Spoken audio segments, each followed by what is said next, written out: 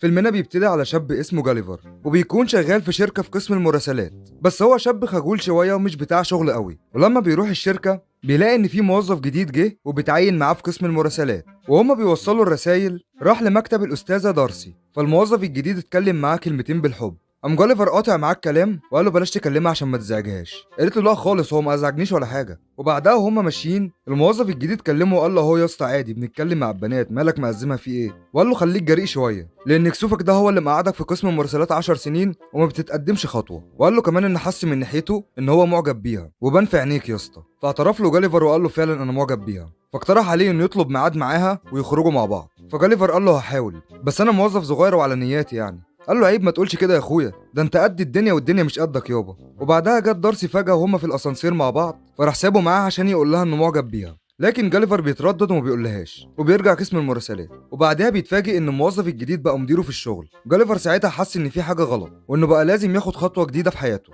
وبيروح لدارسي المكتب وكان هيقول لها انه عايز يخرج معاها، لكن اتوتر وما قالهاش وبيجيب سيره حوار تاني وفضل يفخمها عليها ويقول لها انه بيسافر وهوايته الكتابه، فطلبت منه انه يعمل تقرير ويجيبه لها بكره. ورجع جاليفر البيت وقال لنفسه كده في اوضتي متكون في ركني بفتكر كل حاجه ما قلتهاش من كتر جبني، وبيحاول يعمل التقارير لكن ما بيعرفش، فبيسرق شويه كلام من على النت وبيطبعهم في ورقه، وبيروح لدارسي تاني يوم الشغل وبيقدم لها التقرير اللي عمله.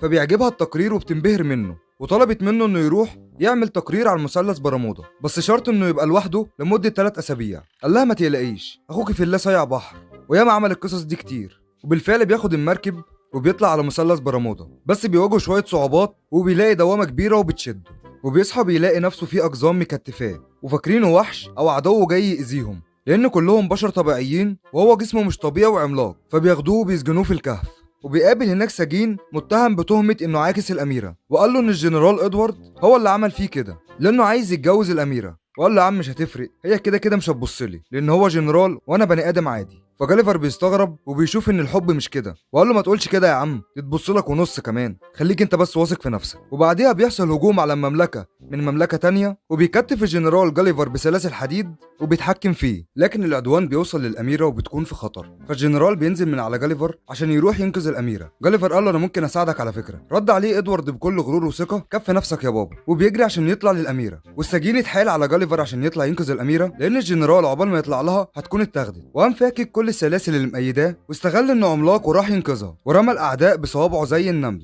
وبعدها بيحصل حريق كبير في مبنى الملك ابو الاميره، وبيروح عشان ينقذه لكن بيلاقي النار محاصره كل المبنى. جاليفر قاعد يفكر كده هو هيعملها ازاي، فبيقوم عامل بيبي وبيطفيها زي المطافي وبينقذ الملك من الموت. وبعديها بيرحبوا بيه جدا وبيعزموه على العشاء وهم كلهم متجمعين. بيسالوه ما قلتلناش بقى انت مين وجاي منين؟ قال لهم انا جاي من بلاد ديمقراطيه واللي بينتخبوا فيها الرئيس كل 4 سنين. فكلهم قالوا له اكيد انت اللي كنت الرئيس. راح محور عليهم وخابس خبزه كده وقال لهم فعلا كنت رئيس قوي ونبيل جدا، وكان بيدي لكل مواطن شقه وعربيه والبنزين في عهده كان ببلاش. وبعديها الملك بيعرض عليه انه يفضل وسطهم وما يمشيش، وقال له هعمل لك بيت على قد حجمك واي حاجه انت عايزها هنفذها لك، لان عندهم عمال ومعماريين شطار جدا ويقدروا ينفذوا اي حاجه. وراح عامل تصميمات جديده عليهم وقال لهم على اختراعات من الزمن بتاعه زي التلفزيون والجيتار ومكنه القهوه. وبالفعل عملوا له كل اللي هو قال عليه، وبيفضل يطور في البلد واحده واحده. وعمل مسرح وبدأ يقول لهم على قصص جديده زي تايتانيك وبيخليهم يعرضوها في المسرح. واقترح عليهم فكره الاضاءه في الشوارع، وعمل ميدان زي ميدان تايم سكوير، وعمل سوق في الشوارع لبيع كل المنتجات، وبيخلي البلد اوروبيه بمعنى الكلمه. وبيبدأ يساعد صاحبه انه يشقط الاميره، وبيفضل وراه لحد ما خلاه شقطها. وبيبدأ الجنرال ادوارد الشرير يحقد عليه والغيره بتبان في عيونه. وبعديها الملك بيعين جاليفر جنرال جديد وزعيم للحراس، وبيخلي ادوارد النائب. وادوارد بيغل وبيشيط من جواه. وفي يوم فك الدفاعات البحريه وشال السور الحديد اللي في الميه، والمملكه التانيه بتستغل اللي بيحصل وبتهجم عليهم، لكن جاليفر بينقذهم بفضل حجمه العملاق وقوته. وجاليفر بيبقى بطل قومي وسطهم وصوره بتتحط في كل مكان. وبعدها ادوارد بيروح للمملكه التانيه اللي بتعاديهم، وقال لهم انه هيساعدهم ان هم يستولوا على المملكه بشرط ان هم يوفروا له اللي هو عايزه، وبيصمموا له انسان آلي ضخم متكون من حديد واقوى من جاليفر عشان يعرف يهزمه. وبيروح لجاليفر وبيبدأ يتعارك معاه، لكن جاليفر ما بيعرفش يعمل معاه حاجه، وادوارد بيهزمه وبيخلي شكله وحش. وساعتها جاليفر بيستسلم وبيقول لهم ان كذب عليهم وان هو مش اسطوره ولا حاجه، وبيعزلوا جاليفر للجزيره الاكثر خطوره، ودي الجزيره اللي بيروحها ما بيرجعش. وبيروح جاليفر هناك وبيلاقي بنت صغيره وبيكون جسمه صغير بالنسبه لها، وبتلبسه لبس عروسه وبتفضل تعذب فيه. وبتيجي دارسي لنفس المكان وبتتربط زيه، لان جاليفر اتاخر عليها في موضوع تقارير مثلث برمودا، وبياخدوها وهي متكتفه وبيحبسوها في نفس المكان اللي جاليفر اتحبس فيه. وصاحبه بيروح لجاليفر الجزيره وبيقول له ان دارسي حبيبتك جت واتحبست. قال له هي مش حبيبتي وانا كداب ومش هعرف انقذكم، انا ضخم لكن هم اذكى مني بكتير. قال له يا تخلي عندك دم في ايه، احنا صعايده ما بنهبش حد. وبيساعدوا على الهروب من الجزيره، وبيوصل للمكان اللي محبوسه فيه دارسي، وبيلاقي الملك محبوس. والملك بيقول له مز هي يا عم، احنا ممكن نسد ودنا عادي. فراحت بصت له كده وقالت له انت قايل لهم انك ماشي معايا ولا ايه؟ قال لها بص يا دارسي، انا عارف انه مش وقته مناسب، بس انا بحبك من بدري وما كنتش عارف اعترف لك. وبيعتذر لها عن كل مره ما قالهاش. ودارسي بتقول له اخيرا يا اخي قلتها، ده انت كفرتني يا جدع. قالت له اقفل على الموضوع ده بس دلوقتي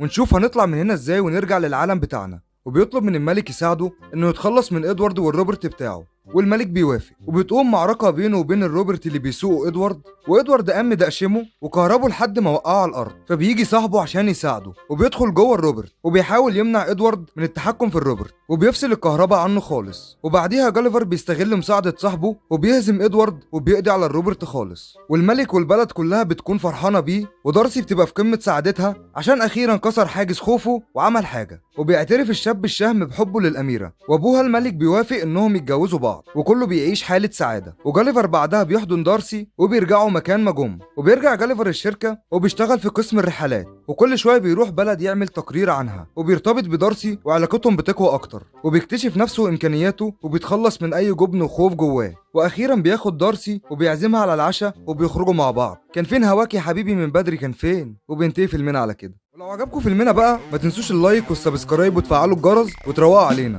سلام عليكم.